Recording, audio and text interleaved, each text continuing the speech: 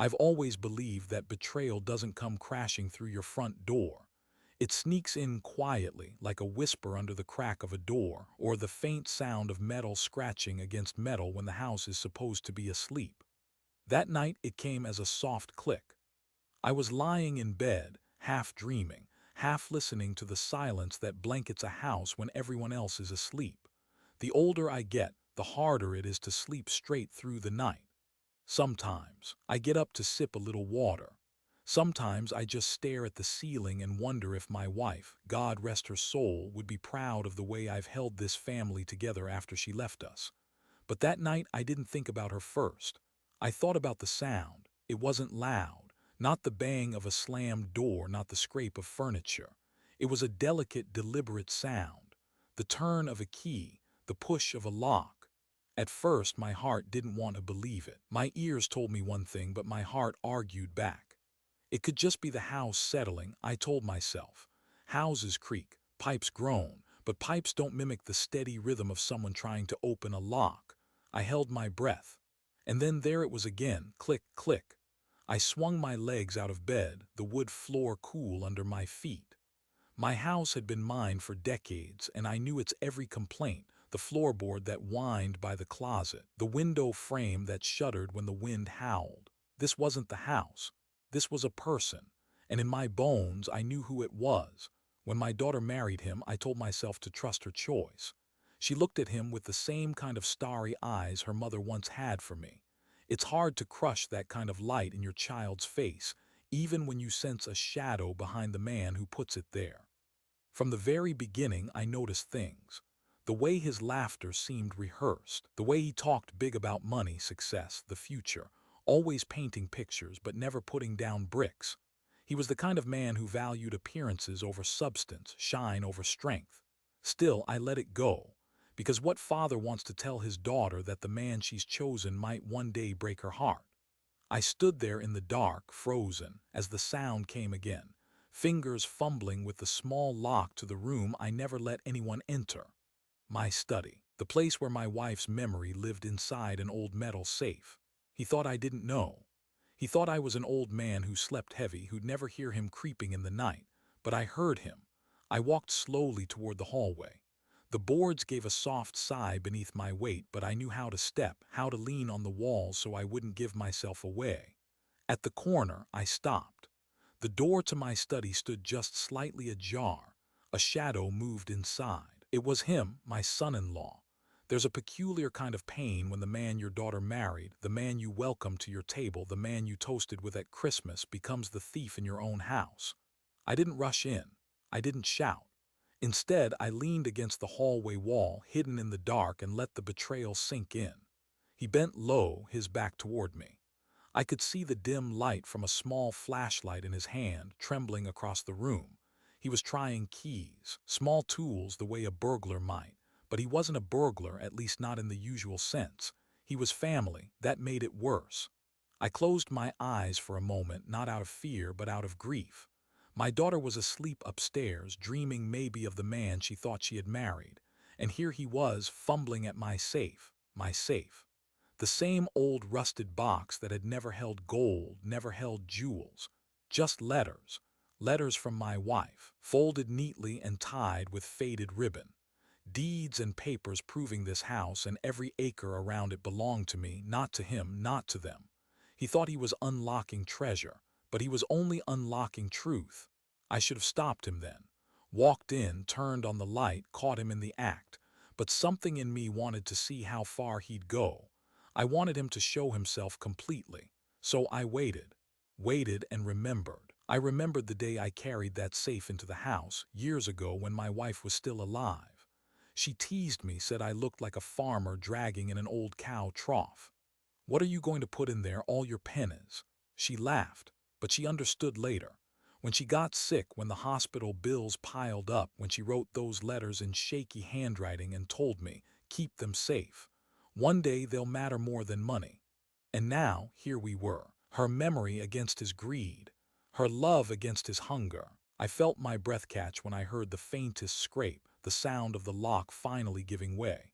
His hand froze on the dial. His flashlight beam jittered across the metal, then steadied. He was almost in. I should have been angry. Instead, I felt something colder, something emptier, because betrayal isn't fire, it's ice. It doesn't burn, it freezes you still. I turned and walked back to my room silently. Tonight was not the night for confrontation. Tonight was the night to listen, to watch, to let him believe he was winning. I would wait. I would plan. And when the truth came out, it would not be me who looked broken. It would be him. Some people think revenge is a loud thing, a shout, a slap, a public humiliation. But the older I get, the more I realize the deepest revenge is quiet. It's letting someone unwrap their own destruction, gift-wrapped in their own greed. That night, lying awake, I knew this was only the beginning. And if you've ever lived through betrayal in your own family, you'll know what I mean when I say it cuts deeper than any knife. But maybe, just maybe, my story can help you see there's a way through. So, if you want to walk with me through this storm, if you want to hear how one man dealt with the theft of trust under his own roof, do me a kindness. Hit the like button, subscribe to this channel, and stay with me. Because this story, it's only just beginning. Silence can be heavier than words. It doesn't rush at you, it doesn't strike. It lingers, it hovers, it presses down until you feel its weight in your bones. In my house, silence had become its own language, spoken in glances, half-smiles, and the way my daughter and her husband moved around me as though I were a piece of furniture, present but invisible. I used to think silence meant peace. In my younger days, when my wife was still alive, silence in this house was gentle. It was the silence of a Sunday afternoon nap, the quiet of her humming in the kitchen, the sound of children playing outside while we rested inside. That kind of silence was safe. It carried warmth. But after she passed, silence took on a different tone. My daughter moved back into the house for a while, her heart broken, her spirit fragile. I watched her rebuild herself slowly, brick by brick, until she was ready to love again. And when she introduced me to him, my future son-in-law, I tried to convince myself that silence would turn soft again. That with laughter, dinners, and shared stories, this house would echo with life. But instead, silence grew sharper. It began with small things. The way he'd stop talking when I entered a room, like a man who had been caught mid-scheme. The way my daughter's laugh would cut off too quickly, as if she knew I'd ask what the joke was, and she didn't want me to hear the punchline. I noticed it at dinner. We'd sit together, 3 plates on the table, the food warm, the house quiet except for the scrape of forks. He'd talk about his big plans. Always plans. Business ideas, investments, connections he claimed to have in the city. He painted futures filled with wealth, vacations, new cars.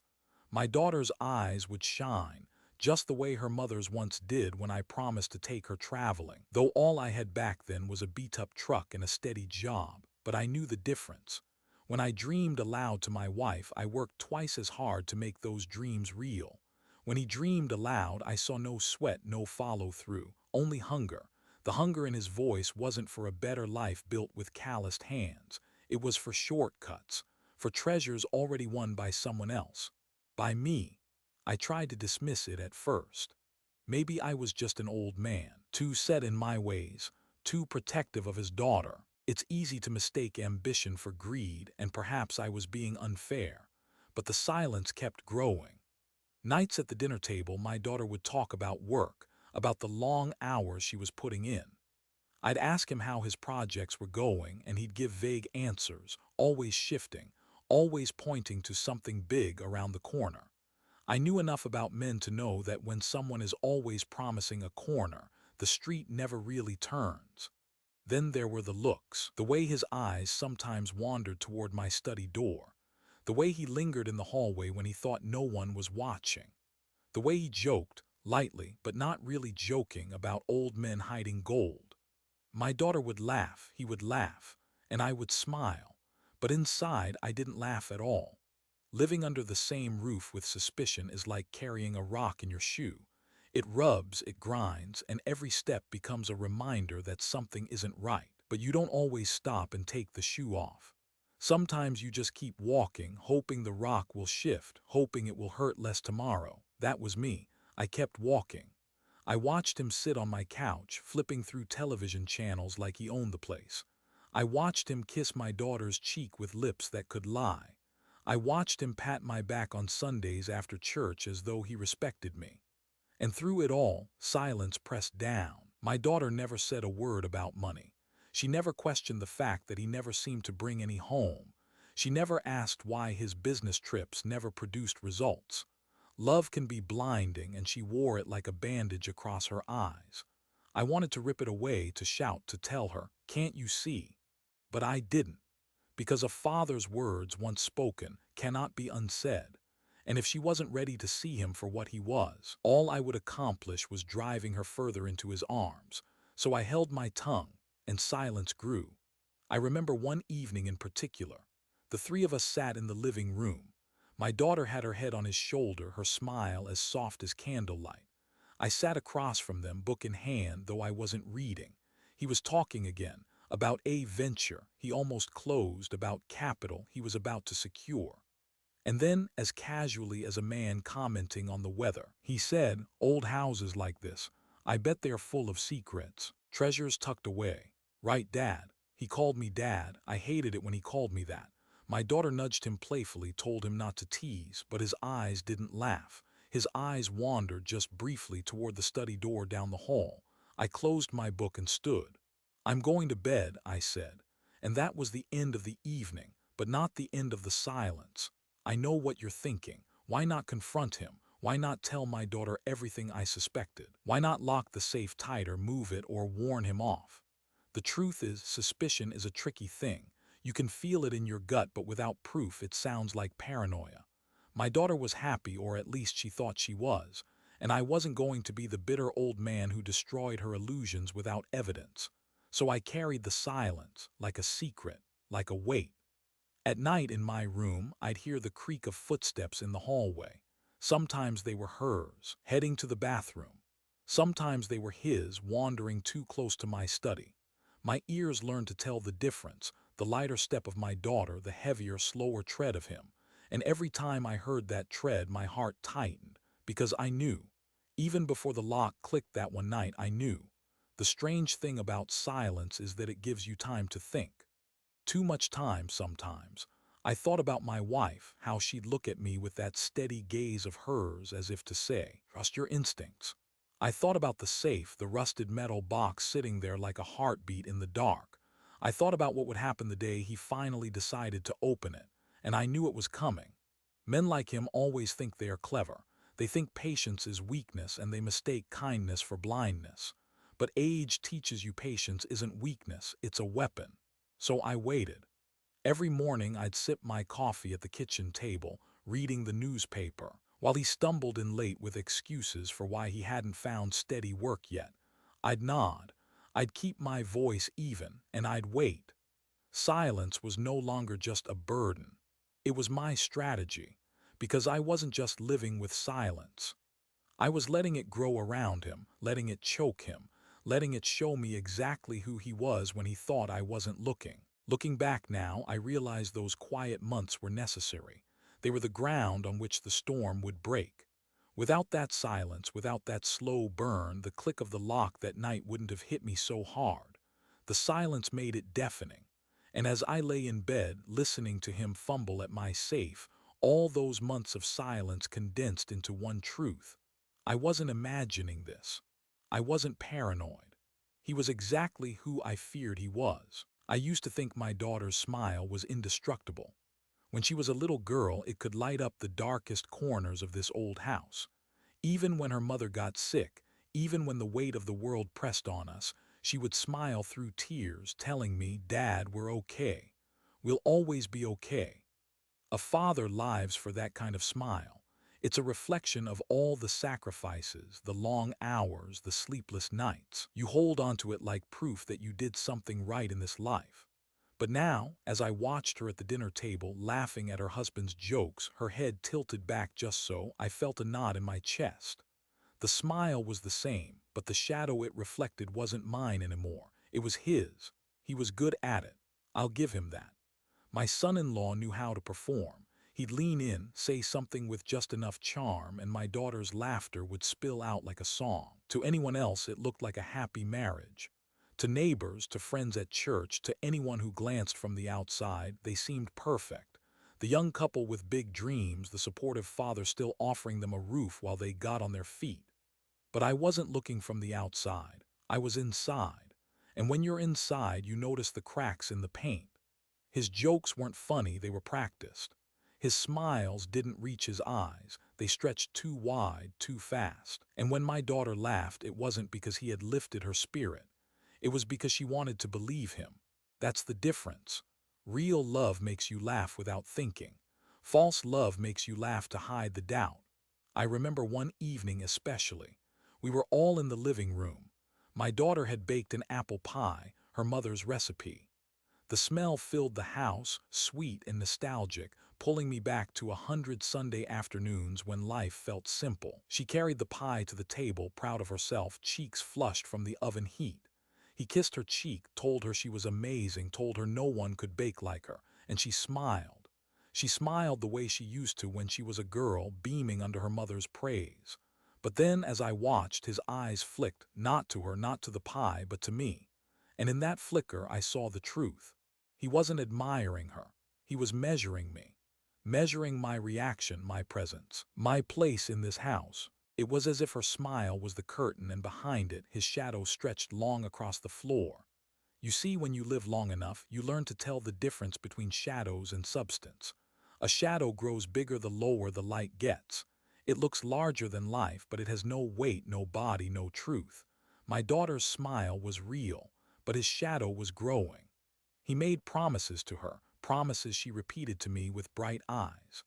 Dad, he says we'll be traveling soon. Dad, he says he's closing a big deal. Dad, he says we might buy our own place by next year. And every time she said it, I nodded. I didn't have the heart to tell her that promises don't build houses. Work does, sweat does. I saw no sweat on him, only schemes. At night, I would lie awake listening to the rhythm of the house. My daughter's laughter, muffled through the walls. His heavy footsteps pacing in the hallway when she was asleep. Sometimes I'd hear them whispering in the kitchen, her voice hopeful, his voice low, urgent, persuasive. And then her laugh again, the laugh of a woman trying to believe. I hated it. Not her laugh, never her laugh. But the way it had been bent, reshaped into something brittle. It reminded me of my wife in her final months. She used to smile at me, not because she felt joy, but because she wanted me to believe she wasn't in pain. A smile can hide so much, and my daughter's smile was hiding him. I tried to warn her gently. One afternoon, she sat with me on the porch, sipping iced tea. The sun was low, casting that golden light that makes even old paint look fresh. She was telling me about his latest idea, something about real estate, about flipping houses. Dad, she said, eyes bright, he's got such vision, you know. He just sees opportunities everywhere. I looked at her, at the way she tucked her hair behind her ear, the way she leaned forward like a girl sharing a secret. She wanted me to agree. She wanted me to say yes to validate her faith. Instead, I said softly, "Sweetheart, sometimes a man can see opportunities everywhere because he's not the one who has to build them. Be careful." Her smile faltered just for a moment, then she straightened. "You don't really know him, Dad. He's not like that." I nodded. I let it drop, because what else could I do? A father's words are heavy, too heavy sometimes, push too hard and you break the bridge you're standing on. I didn't want to lose her to him by pressing too soon, so I bit my tongue, and her smile returned, but I couldn't unsee the shadow behind it. Shadows grew in other ways too. When bills came, I noticed they were paid late. Not mine. I've always handled my house with care, but theirs. I'd see envelopes on the counter, tucked away when my daughter noticed me looking. She'd say, "We've got it under control, Dad," too quickly, too defensively. I never pushed, I just nodded. But the truth hung there, heavy and silent. One night I passed by their room and heard muffled voices, her voice tight, almost pleading, his voice raised, sharp, and then silence, followed by her laugh, that same laugh. I closed my door quietly and sat on the edge of my bed, fists clenched. Because a father knows.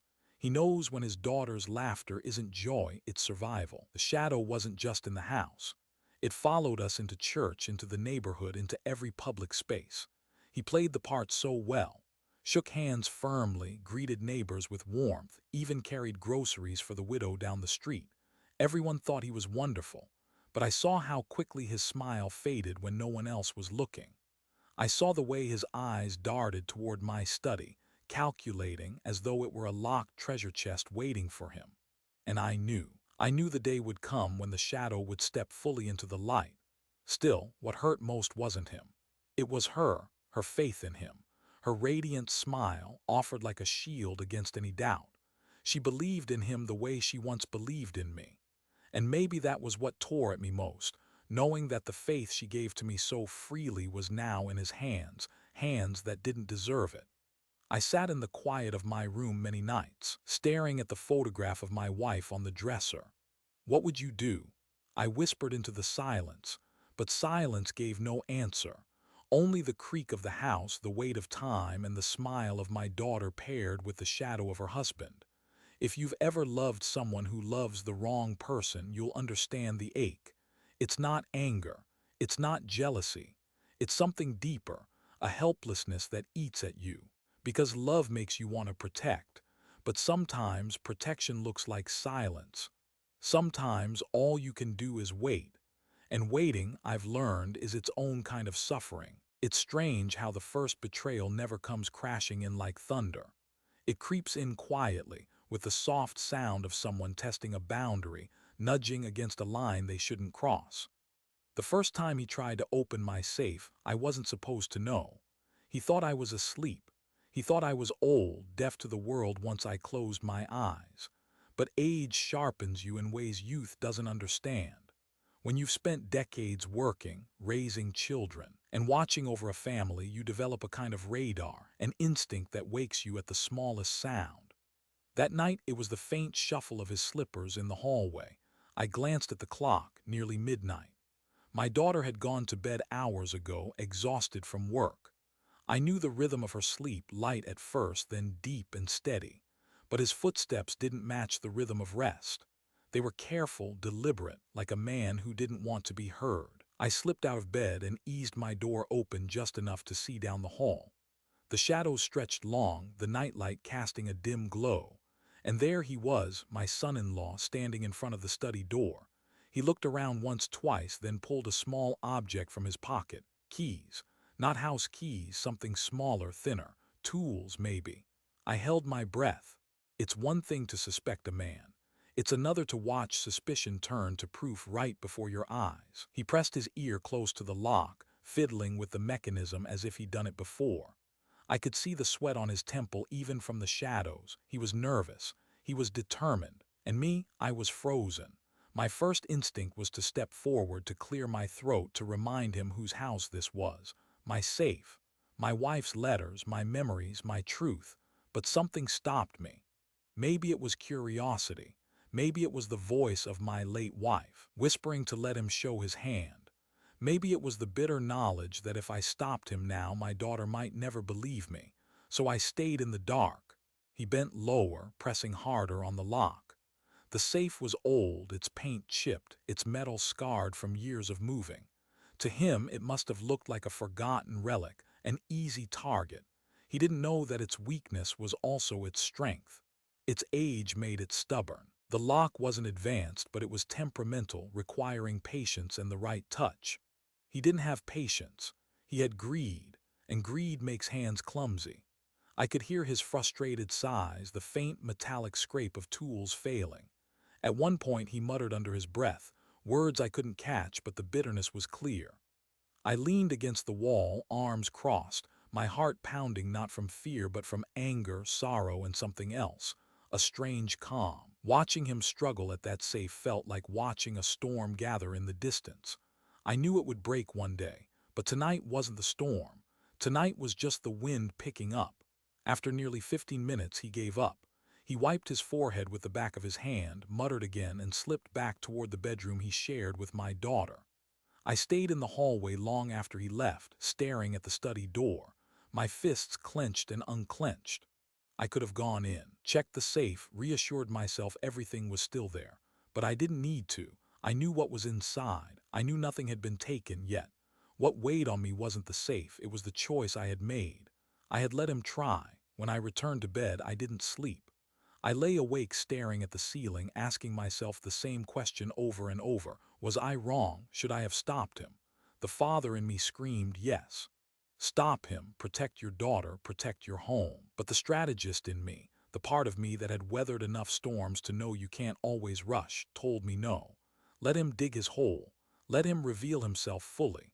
Because once the truth is in the open, no one can deny it, not even my daughter. And if she was going to see the man she married for what he truly was, she had to see it with her own eyes.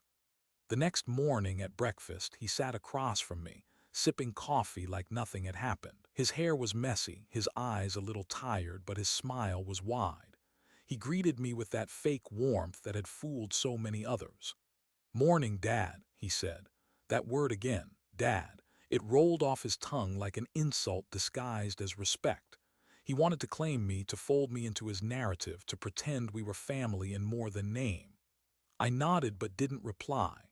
My daughter bustled in, humming to herself, her smile fresh and genuine. She poured orange juice, kissed him lightly on the cheek, and sat beside him. And I thought, if only you knew. Over the next few days, I watched him closely. He avoided the study when I was around, but I noticed how his eyes still drifted toward the door.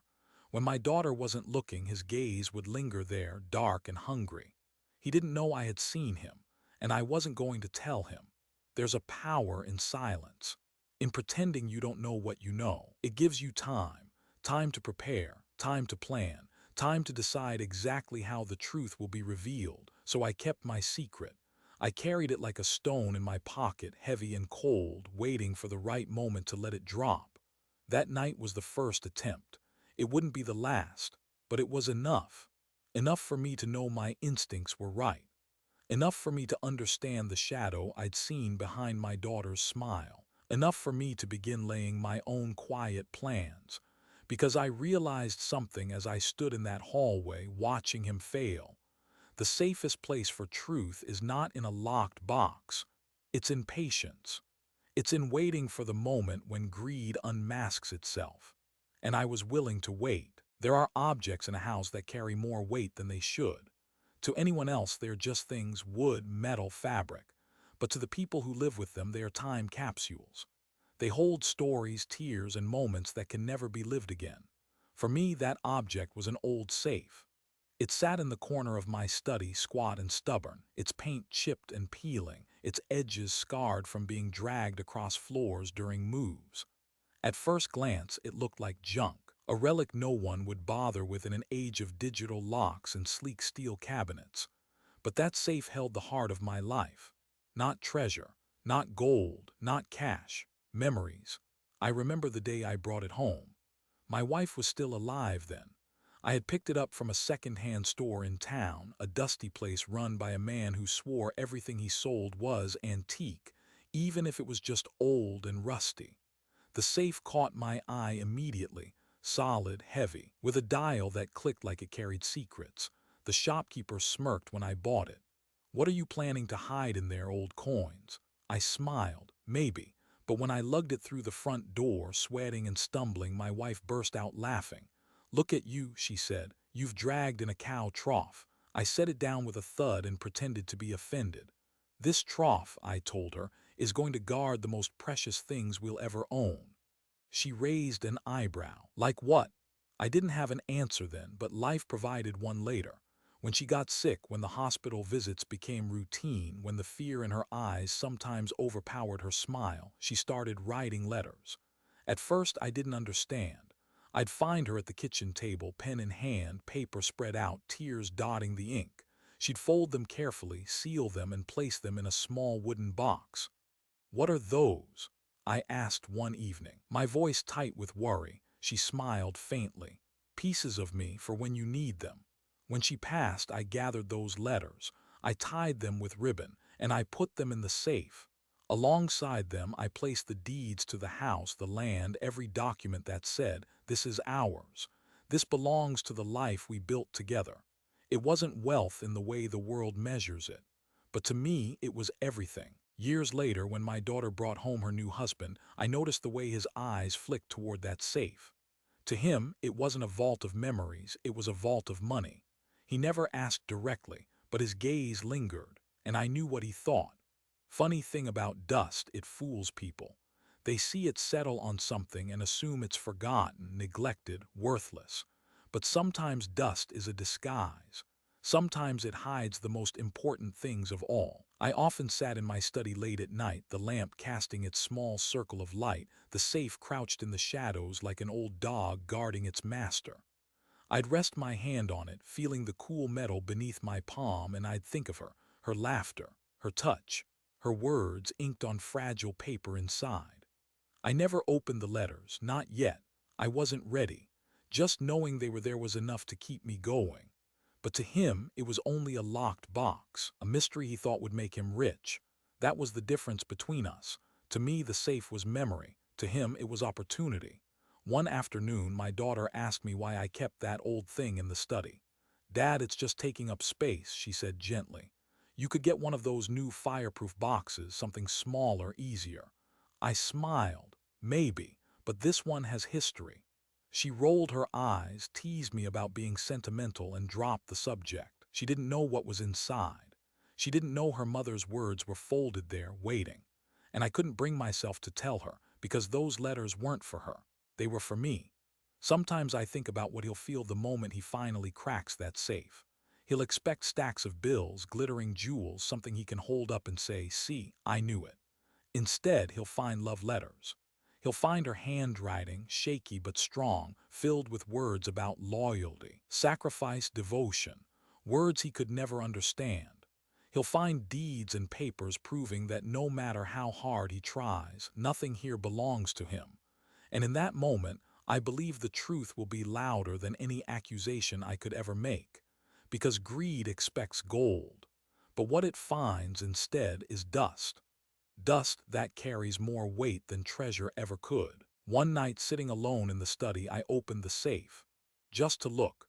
Just to remind myself why I had chosen patience over confrontation. The smell hit me first, paper and time. The letters were stacked neatly, ribbon faded, edges worn. I picked one up, hesitated, and then set it back down. My hands trembled. I didn't need to read them yet. I knew what they said. Her love was still here, in ink, in dust, in silence. And someday, when the time was right, when the truth was ready to step into the light, those letters would speak louder than I ever could. I closed the safe, spun the dial, and sat back in my chair. That old box didn't hold gold, but it held something far more valuable. The proof that no matter how dark greed's shadow grows, love leaves behind a light that never dies. And when he reached for treasure, he would find that light instead. They say wisdom comes with age. I don't know if that's true, but I do know patience does. When you've lived long enough, you learn that sometimes the best way to catch a man is not to chase him, but to step aside and let him run straight into the wall he's building for himself. That was the lesson I leaned on the week after I caught my son-in-law fumbling with the safe for the first time. I didn't confront him. I didn't accuse him. Instead, I started laying my own quiet trap. It began with words, seemingly harmless, casual words dropped into conversation like crumbs on a trail. At breakfast one morning, as I stirred sugar into my coffee, I sighed just loud enough for him to hear. My daughter was rushing, gathering her things for work, but he was lounging at the table, pretending to read the newspaper. "Everything all right, Dad?" he asked, feigning concern. I shook my head, letting my shoulders sag. "Ah, it's just these bills. Taxes, upkeep on the property, gets harder every year." He looked at me over the edge of the paper, eyes narrowing just slightly before he masked it with a smile. "Well, at least you've got something tucked away, right? Old-timers like you always do." I gave a small chuckle, keeping my face neutral. "Maybe, maybe not. Let's just say I sleep easier knowing there's something to fall back on." And then I let the silence linger. He tried to act uninterested, flipping the page with exaggerated ease, but I saw the spark in his eyes. Curiosity, greed. The hook was in. Over the next few weeks, I wove the trap tighter. In casual conversations, I dropped small, calculated hints. When a neighbor stopped by to borrow tools, I said, "Don't worry about it. After all, you can't take money with you when you go." though some folks might be surprised at what I've managed to hold on to. When my daughter complained about grocery prices, I patted her hand and said, "One day, sweetheart, you'll see why your mother always said I was good at saving. She used to tease me about being a squirrel hiding things away." Each time I delivered the line with a weary shrug as though I didn't realize the weight of my own words, and each time I caught him listening more closely. It's a strange feeling, baiting your own family. I hated it in a way. I hated the part of me that needed to manipulate, but I hated his deceit more. Because a father doesn't set traps out of malice, he sets them out of protection. I wasn't trying to ruin him. I was trying to save her from him. One evening I made my move bolder. We were sitting in the living room, the three of us. The news hummed softly on the TV, but no one was paying attention. My daughter was scrolling on her phone, and he was nursing a beer, tapping the can like he was keeping time with a song only he could hear. I leaned back in my chair, stretched, and let out another heavy sigh. "What's on your mind, Dad?" my daughter asked without looking up. I hesitated just long enough to draw her husband's eyes to me. Then I said, "Just thinking about the safe." Her head lifted. "The safe?" I nodded slowly. "Your mother used to say I worried too much, but it gives me peace knowing it's there. In case, well, you never know what life will throw at you." Out of the corner of my eye, I watched him stiffen ever so slightly. His hand froze mid-tap. His gaze flicked to the hallway, then back to me. I pretended not to notice. "Anyway," I continued lightly, "it's nothing for you two to worry about, just an old man's way of sleeping better at night." My daughter smiled and shook her head. "You're sentimental, Dad," but her husband, his smile was too quick, too thin. I had him. The beauty of a quiet trap is that it doesn't require force. It requires time. You don't push. You don't prod. You simply let the other person's desire do the work for you. And desire was eating him alive. I saw it in the way he lingered near the study when he thought no one was watching. I saw it in the restless tapping of his foot at dinner, his mind somewhere else, calculating. One night, I heard him pacing in their room long after my daughter had fallen asleep. His whispers were too low to catch, but I knew who he was talking to: himself. Convincing, justifying, plotting. I lay in bed staring at the ceiling and thought, not yet. Let him come to me. Let him open the box himself. Only then will she believe. Still, I prepared. I began keeping the study door slightly ajar as though I were careless. I left a ring of old keys on my desk, most of them useless, but they gleamed just enough to tempt him. And most importantly, I kept feeding him stories. At breakfast, "Your mother always said we didn't need fancy vacations because we had enough right here at home. Still, I put aside a little every month. You'd be surprised what adds up over time. In the yard, funny thing about land, it doesn't shine like gold, but it's worth more than people think. In passing, a man sleeps better when he knows his family will be taken care of no matter what." Every word was chosen carefully, wrapped in the tone of an old man reminiscing, harmless and unguarded. But every word landed exactly where I wanted it to. My daughter never suspected. She would laugh, tease me, change the subject. To her, I was just being nostalgic, but he was listening, always listening, and with each hint I saw the shadow behind his eyes deepen. You might think I was cruel, that I should have confronted him directly, spared him the temptation. But confrontation without proof would have been useless. He would have denied it, painted me as paranoid, and my daughter, my sweet, trusting daughter, would have believed him. No, the only way was to let him reveal himself fully, to let him betray himself. And so, with a heavy heart but steady hands, I built the trap. Not with locks or alarms, not with force, with silence, with patience, with carefully chosen words. A trap not of steel but of trust. The night would come soon, I could feel it. The air in the house grew heavier with each passing day, charged with the weight of his greed. He walked around with a hunger he could no longer hide, like a wolf circling a door he was certain led to meat. And me. I sat in my chair, watching, waiting, because the quiet trap was set, and all I had to do was let him step into it. There are nights that pass like any other, and then there are nights that carve themselves into your memory so deeply that even decades later, you can still hear the sounds, smell the air, feel the pulse in your chest. That night was one of those. The The storm had rolled in early heavy clouds pressing low against the roof, the wind rattling the old shutters. Rain lashed against the windows, steady and merciless. The house groaned the way it always did in bad weather, a symphony of creaks and sighs. My daughter had gone to bed early, worn out from a long week. I kissed her forehead before she climbed the stairs, wishing her the kind of sleep she deserved. Her husband lingered in the living room longer, pretending to watch the storm on the news, but I could see the restlessness in his body. His knee bounced, his eyes darted toward the hallway. I knew. The moment had come.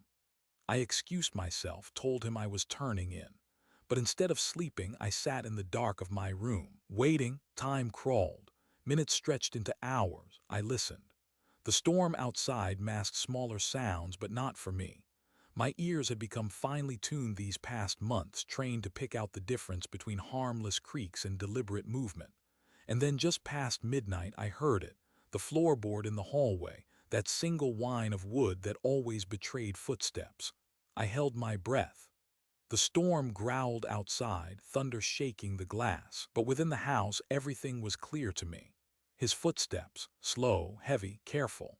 The door to the study opened with the softest creak, swallowed almost entirely by the wind, but not to me.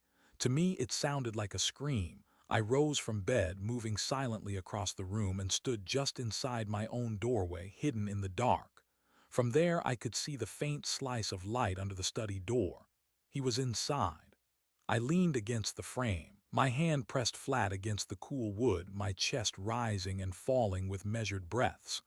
I felt no fear, no rush of adrenaline, only a terrible stillness like the eye of a storm, because I had been waiting for this. Inside the study, I heard the faint flick of a flashlight. Its beam danced across the old wallpaper, slipped over the shelves, and finally landed on the safe. The safe, that stubborn, chipped old box crouched in the corner like it had been waiting too. I imagined him kneeling before it, tools in hand, lips pressed tight in concentration. The sound confirmed it, the click of metal on metal, the frustrated scrape of a tool slipping, the muttered curse under his breath. I closed my eyes, and in that darkness I saw it all clearly. For a moment I almost pitied him. He thought he was a thief chasing treasure. But really, he was a drowning man clutching for air in a sea of his own making. Greed blinds people. It convinces them that fortune lies just beyond the next locked door, and so they keep breaking locks, not realizing they are only locking themselves deeper into emptiness. That's what I heard in his fumbling hands, the desperation of a man who believed his salvation was inside a box he did not own. Minutes dragged on. The storm outside swelled, lightning flashing against the curtains, thunder cracking like the voice of God himself. Inside, the rhythm was different. Click, scrape, curse, click, pause, breathe. He was getting closer. I felt my pulse quicken, not in panic, but in inevitability. Like watching the final move of a chess game you've been orchestrating for months. I wanted to step in. My hands itched to turn the doorknob, to walk into the study, to confront him with the light and let him see me standing there, calm and waiting. But I didn't, not yet, because the trap wasn't sprung until the safe was open. I thought of my wife then. I imagined her sitting across from me as she used to, her eyes steady, her voice soft but unyielding. Trust your instincts, she would have said. Don't rush the truth, it reveals itself in time. So I stayed still. And I listened as the lock finally gave its last reluctant click. The sound echoed louder than the thunder to me. He had done it. The safe was open. For a moment there was silence. I could almost see him leaning back, breathless with victory, sweat dripping from his temple. The pause stretched, long enough for him to prepare himself for the glitter, the gold, the imagined wealth he thought was waiting. Then came the shuffle of papers, the crinkle of envelopes. I almost smiled, because instead of treasure he was touching love letters. Instead of riches, he was holding proof of a life built not on shortcuts but on sacrifice. Instead of wealth, he was face to face with memory. I leaned my head against the wall, eyes closed, and let the storm rage outside. The night of the robbery wasn't about theft. It was about revelation. And though I hadn't stepped into the room yet, I knew, deep down, that something inside him had already broken. Because nothing wounds greed more than disappointment. And nothing haunts a thief more than realizing the only thing he's stolen is dust. I turned and walked back to my room then, silent as a shadow. I didn't need to see his face yet. That moment would come soon enough. For now, I let the storm carry the weight of the night, because the robbery had happened. But the reckoning was still to come. There are moments in life when the silence speaks louder than any words. That night, standing in the dark just outside my room, I heard the silence spill out of the study like a fog. It was the kind of silence that follows a truth too heavy to deny. He had opened the safe. For weeks, months, really, I had imagined this scene. I pictured him grinning, his greedy hands scooping up gold, cash, jewels. But there was nothing like that inside, and I knew the instant his fingers touched the first envelope, the first faded ribbon, the first page of my wife's shaky handwriting, his fantasy crumbled. At first, there was the sound of rustling, fast, eager, the way a child tears through wrapping paper on Christmas morning. I could almost hear the impatience in his breath, short and sharp.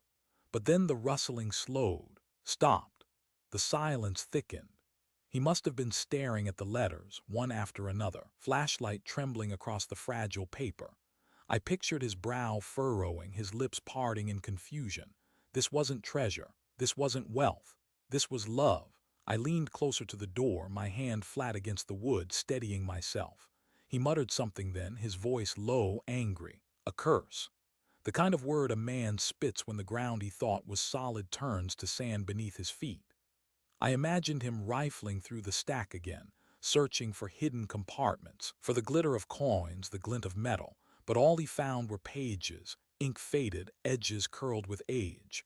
And then perhaps the deeds, the official papers signed and sealed declaring in plain black ink that the house, the land, every piece of property tied to my name was legally bound away from him.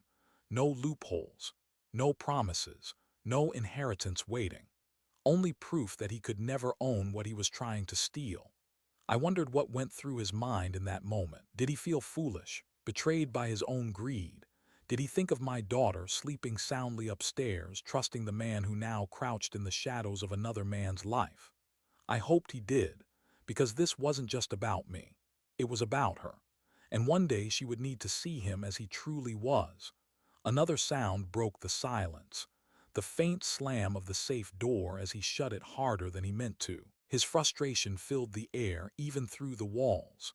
For a moment I thought he might storm out, stomp down the hall, and pretend nothing happened. But no, he lingered. I heard him pace, muttering again like a man trying to talk himself out of a nightmare. But the nightmare was real. He had expected gold. He had found ghosts.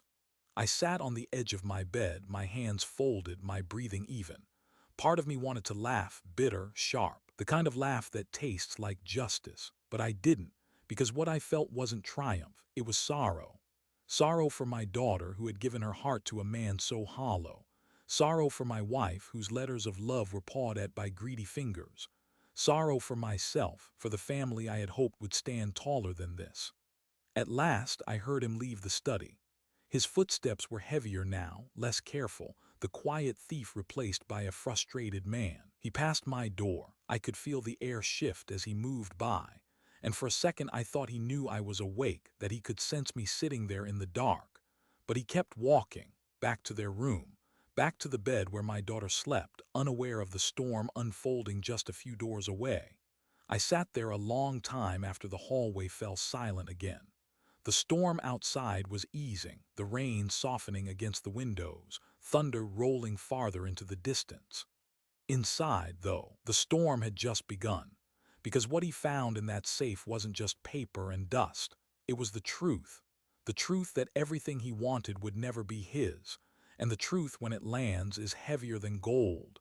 I thought of my wife again, her letters, her faith in me. Her insistence that love, not wealth, was what truly mattered. She had been right all along. And now, in a strange way, she was still protecting us, protecting me, protecting our daughter even from beyond the grave. Because her words, tucked away in that safe, had turned into a shield against his greed. I lay back in bed eventually, but I didn't sleep. I knew this wasn't the end. A man like him doesn't stop at disappointment. He would scheme again, justify, twist the story until he found another angle. But he could no longer pretend the safe held riches. He knew the truth now, and that truth would eat at him, gnaw at his insides, keep him pacing at night. And when he broke again, because I knew he would, this time I would be ready to step out of the dark. There are silences that comfort, like the hush of a baby sleeping, or the quiet between two people who love each other and don't need words. And then there are silences that crush you, that press down so hard you can hear your own heartbeat louder than anything else. That night, after he opened the safe, the silence was deafening. I could almost feel it leaking out of the study, filling the hallway, seeping under my door. He had rifled through the papers, expecting glitter, expecting weight in the form of gold. But what he found weighed more than metal ever could. Love letters, faded ribbons, deeds with my name, not his. And now he stood frozen in that silence, caught between disbelief and despair. I had told myself I would wait, that I would confront him later in daylight when the moment was right. But something inside me shifted as I listened to his muttering, the scrape of drawers closing, the thud of the safe door slamming shut harder than he intended. This was the moment. I rose from my bed, every step deliberate, every breath steady. The floor was cold beneath my feet, grounding me. I didn't rush. I let the silence stretch because sometimes silence itself is the loudest accusation. When I reached the study, the door was still ajar. He was standing with his back to me, shoulders tense, fists clenched around nothing. The flashlight in his hand shook slightly, the beam casting wild shadows against the wall. He looked like a man cornered by his own reflection. I pushed the door open. The hinge creaked. He spun around. The look on his face, I'll never forget it. Shock first, then fear, then anger. Anger not at himself, but at being caught. His lips parted, but no words came out. Only that silence, thick and heavy, hanging between us like a curtain. I stepped inside, slow and calm. My eyes drifted to the safe, still half open, the envelopes inside disturbed, their neat stacks shifted by his greedy hands. For a long moment I didn't say anything, and neither did he. The silence cracked and spread, louder than if we had been shouting. Finally I spoke. My voice was low but steady. "Is that what you were looking for?" He swallowed, his throat bobbing. I held up a hand. "Don't lie, not tonight. I heard you, I saw you." His eyes darted toward the door as if calculating whether he could bolt past me, but he didn't move. His feet seemed rooted to the floor. "You thought there'd be money," I continued. "You thought there'd be something you could take, something you could own." He opened his mouth again, searching for words, excuses, justifications. None came. The silence pressed down harder.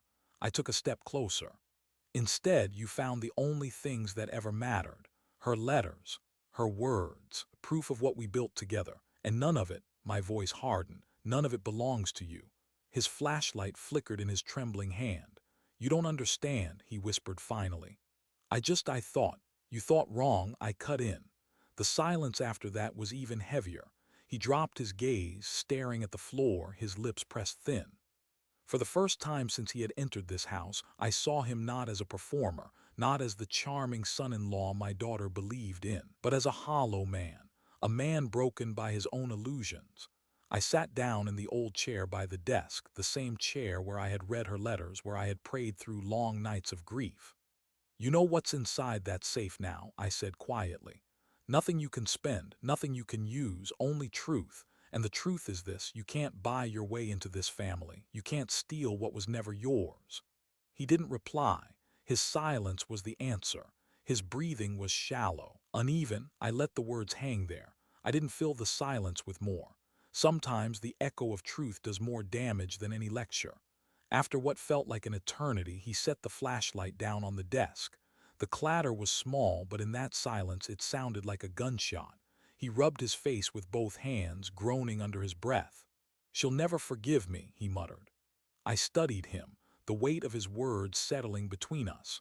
For once he wasn't thinking about me. He was thinking about my daughter. And that was the only part of him that stirred even a flicker of pity in me. I stood, walked to the safe, and closed it firmly. The dial clicked back into place with finality. Then I turned to him. "You're right. She won't. Not if she knows, and one day she will. His head snapped up, panic flooding his eyes. Please, don't tell her. I looked at him for a long moment. In his desperation, I saw the child he used to be long before greed hollowed him out, but I also saw the man he had chosen to become. It's not me you should be begging, I said at last. It's her. The silence after that broke him. His knees weakened, his shoulders slumped. He looked smaller somehow, stripped of the bravado he always carried. And in that broken silence, I knew the truth. He was terrified not of losing wealth, he never had any, but of losing the one person who still believed in him. My daughter. I walked to the door and stepped aside. Go, I said. He hesitated, his mouth opening as if to argue, but he must have seen something in my face that told him there was no point. He slipped past me, his footsteps unsteady, the silence following him like a shadow. I stayed in the study a while longer, staring at the safe, my hand resting on its cold surface. The silence had shattered something between us that could never be repaired. And in that brokenness, I realized the next storm wasn't between him and me. It was between him and her. Confrontations don't always happen in the middle of screaming matches.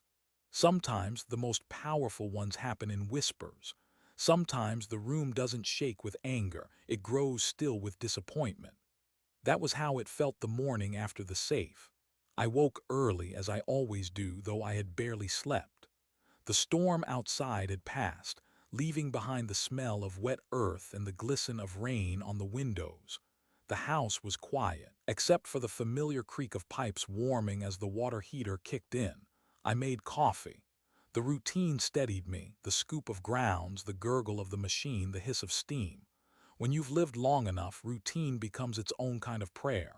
He came down the stairs eventually. His steps were slower than usual, heavy, like each one carried a weight he hadn't expected to bear. His eyes were tired, his face pale. "Morning," I said simply, sliding a mug of coffee toward him. He flinched at the sound of my voice like a man startled to realize he isn't alone. "Morning," he muttered, taking the mug but not drinking. We sat there in the kitchen, the only sound the faint tick of the clock on the wall. The silence between us wasn't the heavy silence of suspicion anymore. It was something different, something already broken. After a long moment, I spoke. "You want to tell me why you were in my study last night?" His hand jerked on the mug. Coffee sloshed against the rim. He swallowed hard, eyes darting everywhere but me. I couldn't sleep," he stammered. "I just thought I'd look around." I stared at him over the rim of my cup. "Look around in a locked safe." He froze, his lips parted, but no words came out. The silence tightened. Finally, he tried again. "I thought maybe you were hiding something. You thought there was money," I finished for him. He said nothing, his jaw clenched. I leaned forward, my voice calm but cutting. "And when you opened it, what did you find?" His eyes flicked up at me, then down again. He didn't answer, so I did. "You found her letters, you found the truth." He shifted uncomfortably in his chair. "I didn't mean—" "Yes, you did," I interrupted softly. "You meant every step you took down that hallway. You meant every tool you used on that lock. Don't insult me by pretending otherwise." Face reddened, but not with shame, with frustration. The kind of frustration that comes when excuses run out. "You don't get it," he snapped suddenly. "I just wanted to make sure we'd be okay. Me, your daughter, I thought maybe you were holding out on us. You've got all this and his voice trailed off. I let the silence answer him.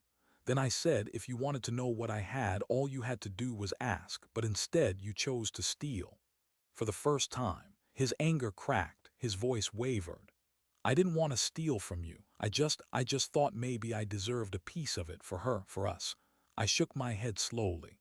"Deserve?" The word hung there like a stone dropped in a still pond. You think breaking into a man's safe is how you earn what you deserve. You think rifling through his memories, his wife's last words, his life's work, that makes you a provider, that makes you a husband. His eyes shone, and for a moment I thought he might cry, but he didn't. He clenched his fists instead, digging his nails into his palms. "I just wanted more," he whispered. And there it was, the truth stripped bare. I set my coffee down, folded my hands, and looked at him the way I once looked at my daughter when she was small and caught lying. Not with fury, but with sadness. You'll never have enough, I said quietly. Not because I won't give it, but because you'll always want what isn't yours. That hunger in you, it doesn't get filled by money. It doesn't get filled by things, it only grows. He opened his mouth, but no words came. The silence stretched again, deeper this time, as though the house itself was holding its breath. I leaned back, my voice low but firm. You disappointed me. Not because you opened my safe, but because you showed me you don't understand what really matters. Everything inside that box, you saw it as worthless, but to me it's priceless. And if you can't see that, then you'll never be worthy of her. His shoulders slumped, his head dropped. For the first time since he entered this house, the mask slipped completely. I don't know what to do, he admitted, voice barely audible. You start by telling her the truth, I said, because if you don't, I will. His head shot up, panic in his eyes. No, please, don't tell her, she'll leave me. Yep. I held his gaze, steady and unflinching. Then maybe she should. The silence after that was final. It wasn't a pause in conversation. It was a verdict. He stood suddenly, the chair scraping back. I'll fix this, he said quickly, desperately. I'll do better, you'll see. I stayed seated, calm. I don't need to see, she does. He swallowed hard, nodded once, and left the kitchen, his footsteps uneven as he climbed the stairs. I sat there alone, listening to the house settle around me. The storm outside had passed, but inside the confrontation had left its own storm cloud hanging low. Because no matter what promises he made, the truth was clear. The man my daughter married was built on shadows, and shadows don't last in the light. There are some tears a father never forgets. The tears of a scraped knee when she was little and looked up at me for comfort. The tears of her first heartbreak when she curled into my chest and said she'd never love again. The tears of joy on her wedding day when I kissed her forehead and gave her away. But the tears she cried that morning, those were different. They weren't the tears of a child. They weren't even the tears of a woman facing disappointment. They were the tears of someone realizing her world was not what she thought it was. And no father ever wants to see that. It happened sooner than I expected. After the confrontation in the kitchen, I thought he might try to hide, to bury his mistake under layers of charm and excuses. But my daughter was sharper than he realized. She had lived in this house her whole life. She knew me, and she knew when something wasn't right. That morning, as she came down the stairs, she noticed the tension in the air, his restless pacing, my steady, watchful calm. Is everything okay? She asked, her voice soft, searching. He froze, I didn't answer, and in that silence she knew. Later, I found her in the study. The safe stood in the corner, closed again, but not untouched. She was on her knees in front of it, holding one of the letters, the ribbon still dangling from the pile. Her hands trembled as she read, her eyes moving across the faded ink, her mother's handwriting slanting and uneven from sickness. When she looked up at me, tears streaked her cheeks. Dad, she whispered, he opened this. I nodded slowly, her lip quivered. She pressed the letter to her chest as though trying to protect it from something already done. Why? She asked, but it wasn't really a question for me. It was a plea to the universe, to the man she thought she knew. I sat beside her on the floor, the wood cold beneath us, the smell of dust and paper rising from the safe. Because he thought there was money, I said gently. He thought there was treasure. She shook her head violently, tears falling harder. No, he wouldn't, he couldn't. But she knew, deep down she had always known. I could see it in the way her shoulders collapsed, the way her breath came in sharp, uneven gasps. A part of her had suspected. Love had blinded her, but suspicion had lingered in the corners of her heart. And now the truth tore through the curtain. She sobbed, her whole body shaking. How could he? How could he do this to you, to Mom, to us? I wrapped my arm around her, pulling her close. Because greed makes people foolish. It makes them forget what matters. Her tears soaked my shirt. I didn't care. I held her the way I had when she was little, when the world was too big and cruel for her small heart. After a while, she pulled away, her face blotchy, her hands clutching the letter so tightly the paper crinkled. I defended him, she said bitterly. Every time you doubted him, every time you gave me that look, I told myself you were wrong. I told myself you didn't see him the way I did. I shook my head gently. You loved him. That's not a sin. Love makes us see the best in people, even when it isn't there. Her eyes burned into mine, but I should have listened to you. I brushed her hair back from her wet cheeks. No, sweetheart, you needed to see it for yourself. That's the only way the truth ever sticks. We sat in silence for a long time, not the crushing silence of betrayal, but the aching silence of a father and daughter holding the pieces of something broken. Finally, she asked the question I had been dreading. What do I do now? I sighed, staring at the safe. That's not my decision to make. He's your husband. You have to choose whether you can live with what he's shown you or whether it's time to let go. Her tears flowed again, softer this time, not from shock but from the weight of choice. I don't want to lose everything, she whispered. You won't, I said firmly. You still have me, you still have her, I gestured to the letters. In every word she left behind, you haven't lost everything. You've only lost the illusion of who he was. Later, she confronted him.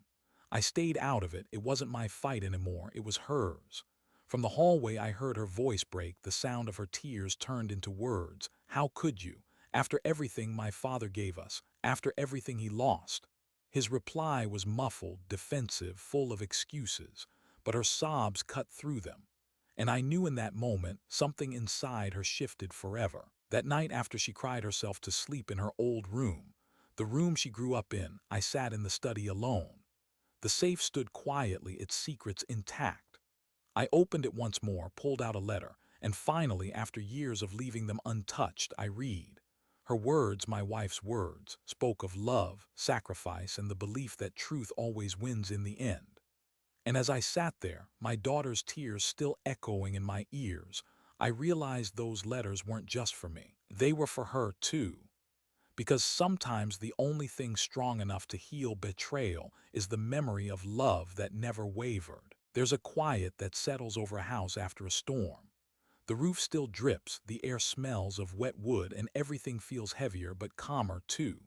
That's how it felt in my home in the weeks that followed. The shouting was over. The tears had dried.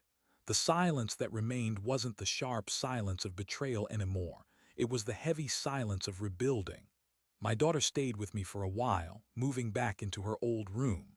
At first, she carried herself like a ghost, drifting through the house with swollen eyes, clutching her mother's letters like lifelines. I didn't press her with questions. A father knows when to speak, and he knows when silence itself is a form of love. Every morning I made her coffee. Every evening I made sure there was food on the table. I didn't ask if she was leaving him for good. I didn't demand decisions she wasn't ready to make. I only reminded her in small, steady ways that she wasn't alone, because sometimes the hardest part of betrayal isn't the act itself, it's the lie we told ourselves before it happened, and breaking free from that lie takes time. As for him, he didn't come around much anymore. A few phone calls, a few messages I heard muffled through her closed door. Each time I watched her face harden a little more. Her tears turned to quiet resolve. One evening she came to me on the porch. The sun was setting, painting the sky in oranges and purples the way it had so many times before when her mother sat beside me. Dad, she said softly, I think I'm done. I think I see him now for who he is. I nodded. That's all I ever wanted. She leaned her head on my shoulder, and for the first time in weeks I felt her smile, not the brittle, broken one she had worn before, but a small, genuine smile. And in that moment I knew the storm had passed. Looking back now, I realized that safe in my study had never truly been about protection. It wasn't about hiding money or secrets. It was about preserving the truth, about my wife, about the life we built, about the values we held. When he opened it, he thought he was stealing wealth. But what he really did was open a mirror, and in that reflection he saw his own emptiness. That's the thing about greed. It promises fullness but delivers only hunger. The more you chase it, the more it hollows you out. Love, on the other hand, love fills. It lingers in letters written long ago. It breathes in memories shared on porches. It heals even after betrayal. I don't hate him. Strange as it may sound, I almost pity him. Because one day, when all his schemes have dried up, when his shadows finally dissolve in the light, he'll realize what he lost. He'll realize that the real treasure was sitting across from him at dinner, smiling through her doubt, loving him anyway. And he let greed steal that away. As for me, I've learned something too. I used to think revenge was about striking back, about catching someone red-handed, about punishment. But life has a way of teaching you differently. Sometimes revenge isn't fire. It isn't noise. Sometimes it's simply letting the truth reveal itself. Because truth, once seen, can't be unseen. And that's more powerful than any locked safe. To those of you who have stayed with me through this story, I want to say something from the bottom of my heart. If you've ever been betrayed by someone close, family, friend, or spouse, you know how much it hurts. It cuts deeper than any wound the outside world could give. But you also know this: healing is possible. Love is stronger. I don't share this to stir anger. I share it because maybe you too are carrying a storm inside your house. Maybe you too have felt the silence of betrayal. If that's you, remember this: the greed of others does not diminish your worth. The lies they tell do not erase your truth, and the emptiness they carry does not have to become yours. My wife used to write me little notes and tuck them into my lunchbox before work. One of them, which I keep folded in my wallet even now, says, "Love is the only thing that grows when you give it away." She was right. She always was. And though this story began with theft, it ends with love, her love. My daughter's love, the kind that even betrayal can't destroy. So here I sit, an old man with an old safe in an old house that still stands. And if you've walked with me through these 12 chapters, I want to thank you. Thank you for listening. Thank you for letting me share my storm, my silence, my truth. From my family to yours, I wish you health, peace, and the kind of love that cannot be stolen. Take care of yourself. Take care of those you love. And never forget, the greatest treasure is not in what we keep locked away, but in the love we leave behind.